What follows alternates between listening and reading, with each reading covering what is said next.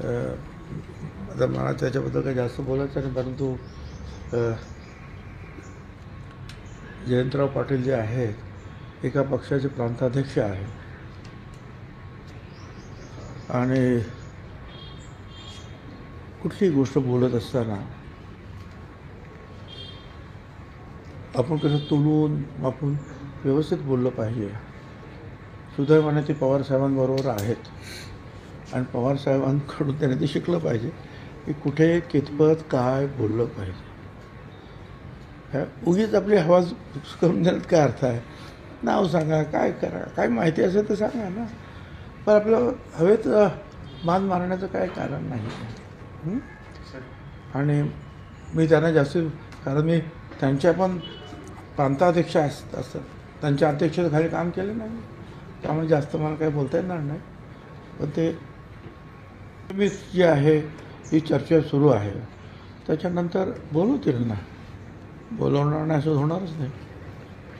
जर अधिवेशन येते, अधिवेशनामध्ये सुद्धा या संदर्भात कदाचित काही नाशिकचे जे आमदार वगैरे आहेत ते प्रश्न विचारतील, माहिती विचारतील, व कुठपर्यंत काय आलं काय काय. पण एक आहे की लोकप्रतिनिधींनासुद्धा उचित वेळेला या सगळ्यात सामावून घेतलं पाहिजे. केवळ लोकप्रतिनिधी नाही, जे साधू संत आहेत, जे आखाडे आहेत, त्यांचेसुद्धा काही अडचणी आहेत. विशेषतः त्र्यंबकेश्वरचे जे आखाडे त्यांनासुद्धा, त्यांच्यासुद्धा प्रतिनिधींना बोलवलं पाहिजे, त्यांच्यासुद्धा प्रतिनिधींना बोलवलं पाहिजे इकडच्या. नंतर पोलीस आणि इतर ज्या संस्था आहेत तर त्यांचा तर सहभाग असणारच. ह्या सगळ्यांना विचारून जे आहे जे आधी बेसिक अडचणी ज्या आहेत त्या अगोदर सोडवल्या गेल्या पाहिजेत आणि मग जे आहे मोठ्या मोठ्या गोष्टी जी कामं करायची आहेत मोठी ती करायला पाहिजे. ते आवश्यक आहे.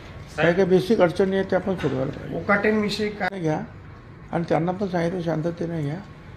काय कोणावर अन्याय होणार नाही याची काळजी घ्या.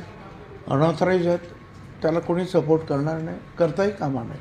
वक्फ बोर्डच्या पत्रामुळे खरं तर त्या अनावधानाने सातबारा, मला त्याचा काही अभ्यास नाही. सुरू झाली. गिरीश महाजनच नाशिकचे पालकमंत्री असतील अशा पद्धतीचं निर्णय झाल्याचं कळतं आहे. आणि रायगड दोन्ही उपमुख्यमंत्र्यांनी ठरवून घ्यावं असं काही.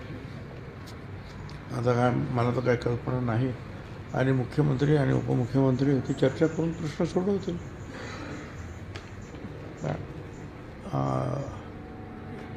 आता मी हे ऐकतो की कुंभमेळ्याच्या निमित्तानं जे आहे त्यांचं काही आग्रह असं वर्तमानपत्रातून मी वाचलं. झाली आहे. संजय राऊत म्हणतात की कोणीतरी फिक्सर बसले ते शक्ती कायदा अंमलबजावणी करण्यासाठी. मला काही कल्पना नाही, पण आता तो कुठपर्यंत आलं ते होम मिनिस्टर सांगतील काय करायचं ते.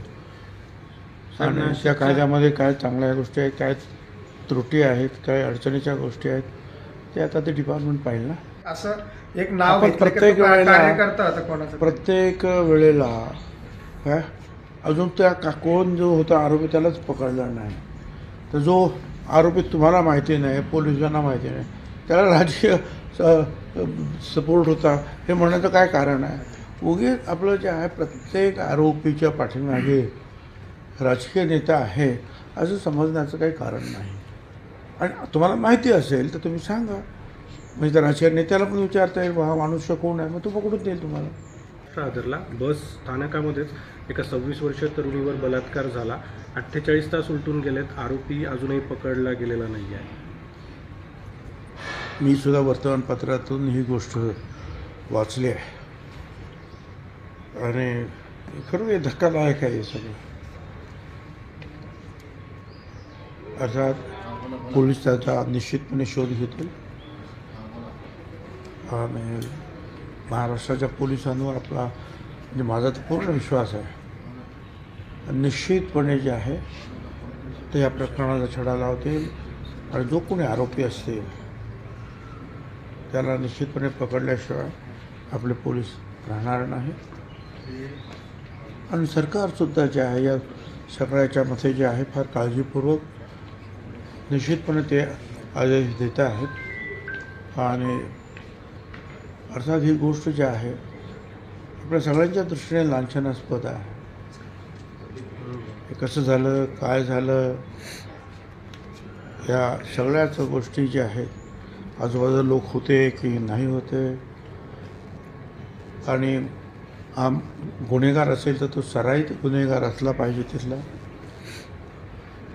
कारण बाकीच्या ठिकाणी सुद्धा अनेक काही काही गोष्टी तिथे सापडलेल्या आहेत. त्यामुळे जे आहे असं ऐकून वाटतं की असं पूर्वी झालेलं आहे का, ते होत होतं का नाही,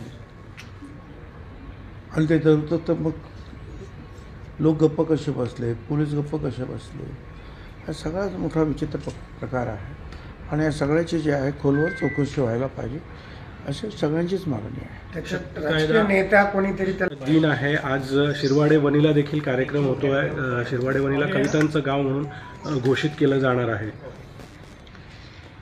असं आहे की आज आपल्या नाशिकचेच विभा शिरवाडकर उर्फ कुसुमाग्रज याचा जन्मदिवस आहे. त्यांना आम्ही मनपूर्वक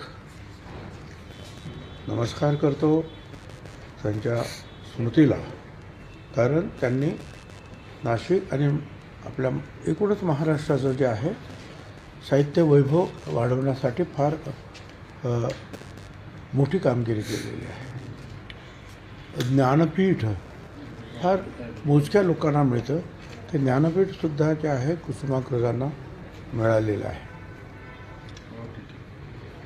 आणि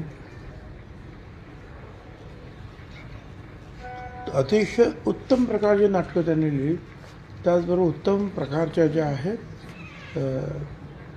हे जे आहेत कवितासुद्धा ज्या आहेत त्यांच्या आहेत.